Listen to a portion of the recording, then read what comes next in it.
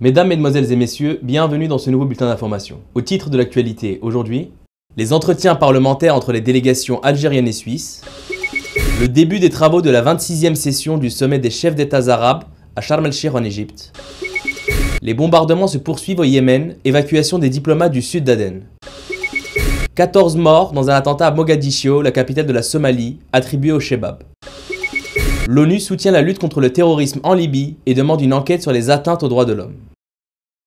Nous débutons ce journal avec les entretiens parlementaires à Alger entre une délégation du Conseil de la Nation conduite par Abdelkader Ben Salah, président du Conseil, et une délégation suisse conduite par Claude Hesch, président du Conseil des États de la Confédération suisse. Les entretiens ont porté sur les relations bilatérales et les moyens de les renforcer au mieux des intérêts des deux pays et des deux peuples. Dans une déclaration au terme de la rencontre, M. Hesch a indiqué que l'objectif de sa visite en Algérie est de promouvoir les relations d'amitié et de coopération entre les deux pays, notamment dans le domaine parlementaire par le renforcement de la concertation et de la coordination dans les forats internationaux et régionaux sur les questions d'actualité. Le président du Conseil des États de la Confédération suisse a entamé vendredi une visite de 3 jours en Algérie à l'invitation du président du Conseil de la Nation Abdelkader Ben Salah. Toujours sur la diplomatie, le ministre des Affaires étrangères Ramtan Lamamra s'est entretenu vendredi avec le secrétaire général de la Ligue arabe Nabil El-Arabi de la situation dans le monde arabe et de la question du développement et de la réforme de l'organisation panarabe. Le secrétaire général de la Ligue arabe a salué à cette occasion la contribution de l'Algérie dans l'enrichissement du débat et l'aboutissement à des consensus lors de la réunion préparatoire du sommet arabe, tenue jeudi au niveau des ministres arabes des Affaires étrangères. Les entretiens ont porté sur les résultats des réunions du Conseil ministériel, la situation dans le monde arabe, outre la réforme et le développement de la Ligue arabe, notamment les négociations concernant l'amendement de la charte de la Ligue en application des recommandations de la commission indépendante présidée par Lakhdar Brahimi. M. El-Arabi a par ailleurs exprimé son intérêt à l'égard de l'expérience algérienne qui s'inscrit en droite ligne dans la démarche de l'Union africaine, ayant pour objectif le maintien de la paix et de sécurité dans le continent. Le Premier ministre Abdelmalek Sellel a reçu samedi à Alger le président du Conseil des États de la Confédération helvétique, Claude Hesch, qui effectue une visite de travail en Algérie, a indiqué un communiqué des services du Premier ministre. Les deux parties, qui ont procédé à un échange de vues sur l'évolution des relations bilatérales, marquées par un dialogue et une concertation permanente entre les deux pays, se sont accordées sur la nécessité de consolider davantage ces relations, a précisé le communiqué des services du Premier ministre. L'audience a par ailleurs été l'occasion pour les deux responsables de s'entretenir sur plusieurs questions régionales et internationales d'intérêt commun. À ce propos, le président de la Chambre haute du Parlement suisse n'a pas manqué de saluer les efforts de l'Algérie visant à contribuer au règlement politique des conflits que connaît la sous-région, a ajouté la même source. Le ministre délégué chargé des affaires maghrébines et africaines, Abdelkader Ben Salah, a reçu samedi à Alger l'envoyé personnel du secrétaire général de l'Organisation des Nations Unies pour le Sahara occidental, Christopher Ross, qui était en visite de travail dans les camps de réfugiés sahraouis la semaine dernière. Démographie.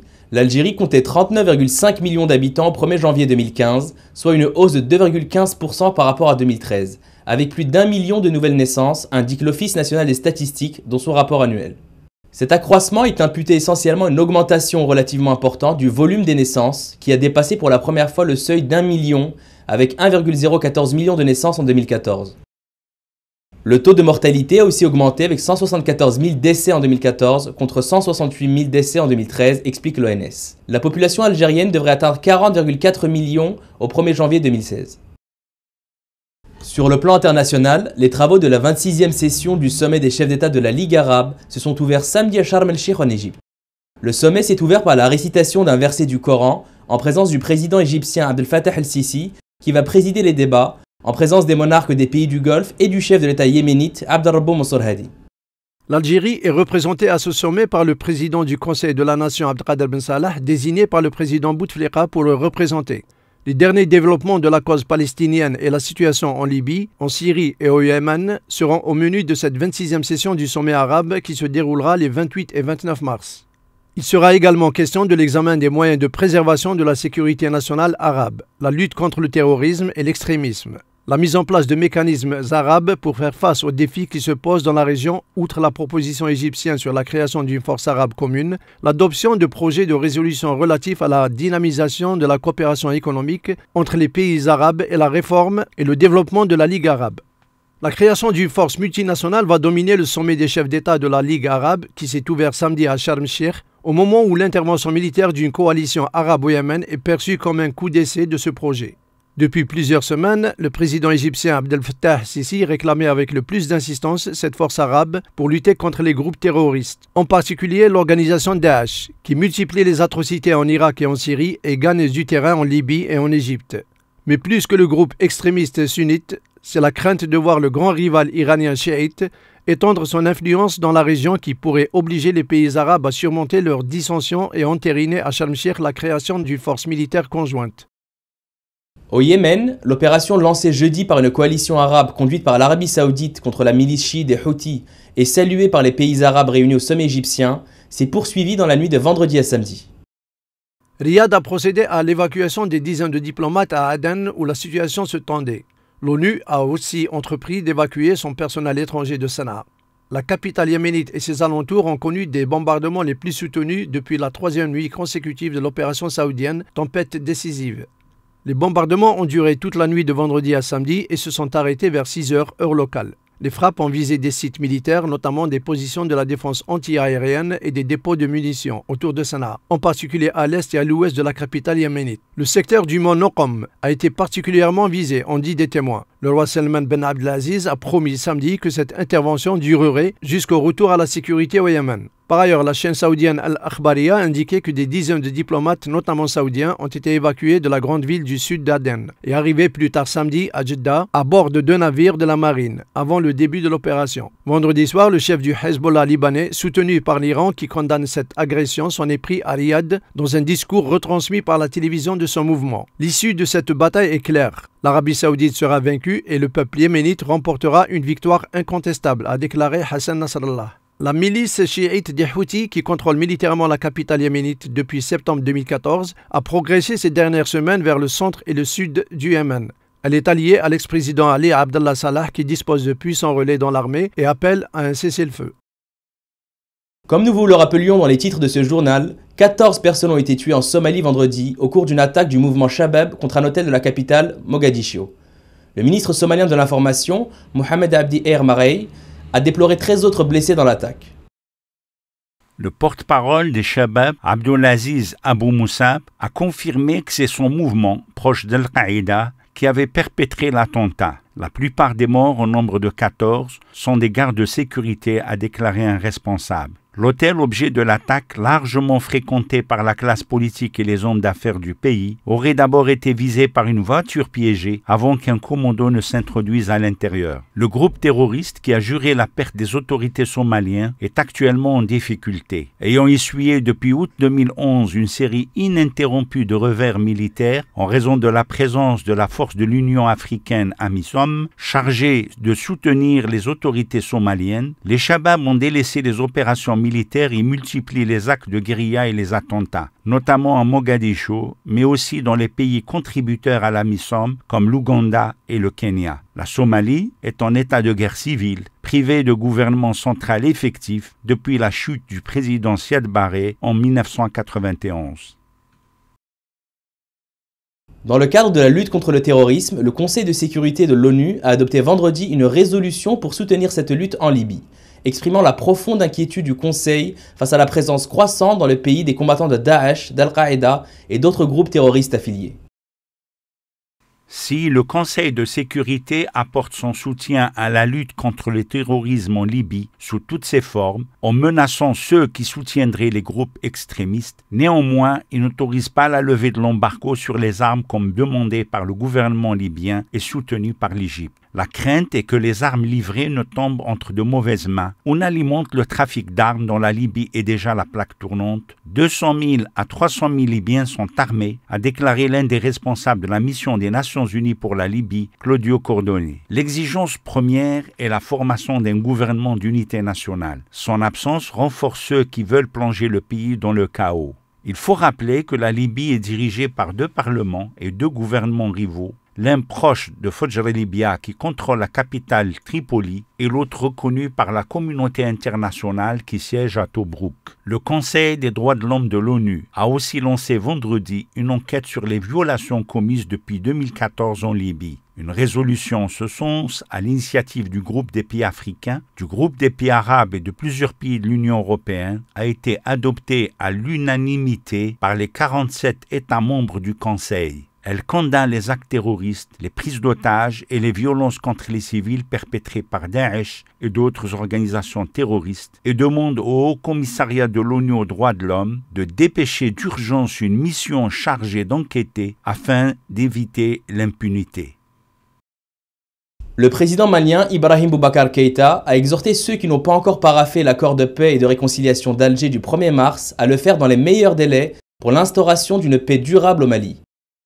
Nous espérons que nos frères vont comprendre qu'il y a une phase de confiance à recréer entre nous, a déclaré le président malien à l'aéroport de Bamako à son retour de sa visite en Algérie du 22 au 24 mars. Ce sont les populations les plus fragiles, les femmes et les enfants qui vont souffrir encore, a dit le président malien à l'aéroport de Bamako.